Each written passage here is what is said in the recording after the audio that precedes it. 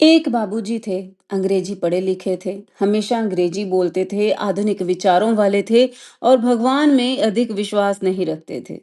उनका बेटा अचानक से बहुत बीमार हो गया। बड़े बड़े डॉक्टर बुलाए, नीम हकीम वैद्य बुलाए, लेकिन किसी के उपचार से लड़के की बीमारी ठीक नहीं हुई। दिन ब दिन उसकी हालत और खराब होती चली गई। एक दिन एक साधु उनके घर आए, लड़के की हालत देखी तो उन्होंने उपाय सुझाया कि उन्हें हनुमान जी को सिंदूर चढ़ाकर 1.25 लड्डुओं का भोग लगाना चाहिए, तो लड़का ठीक हो जाएगा।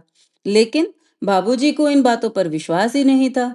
उन्होंने कहा, पत्थर की मूर्ति को भगवान नहीं मानते, लेकिन बेटे के ठीक होने की आशा में उपाय कर देंगे। इसलिए उन्होंने बेमन बिना श्रद्धा और विश्वास के पूजा कर दी। लेकिन पूजा के बाद भी लड़के की तबीयत में कोई सुधार नहीं आया। अगले दिन जब साधु महाराज आए और उन्होंने लड़के की हालत देखी, तो उन्होंने कहा कि मुझे पूजा की सामग्री फिर से ला कर दो, सिंदूर, घी, मिठाई, फूल और धूप बत्ती। तो उन्होंने सच्चे मन, श्रद्धा और भक्ति से हनुमान जी की पूजा की और प्रसाद का सिंदूर लड़के के मस्तक पर लगाया। कुछ ही देर में लड़का उठकर बैठ गया, उसका बुखार भी उतर गया। यह देखकर बाबूजी तो बहुत आश्चर्यचकित हुए। उन्होंने साधु से पूछा कि उनकी पूजा से उनका बेटा क्यों नहीं ठीक हुआ, जबकि साधु जी की पूजा से वह ठीक कैसे हो गया, तुरंत लाभ कैसे मिला।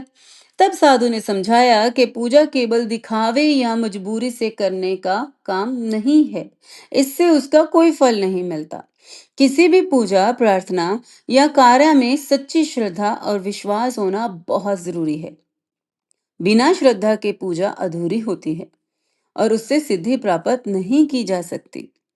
तो दोस्तों, इस कहानी के अनुसार हमें शिक्षा ये मिलती है कि सच्चे मन, श्रद्धा और विश्वास से किया गया कार्य ही सफल होता है। चाहे वो हमारे रोजमर्रा का काम हो, माता पिता की सेवा हो या भगवान की पूजा हो, उसमें हमारा मन रमना बहुत जरूरी होता है। फिर मिलते हैं एक और नई कहानी के साथ। तब तक जय श्री राम।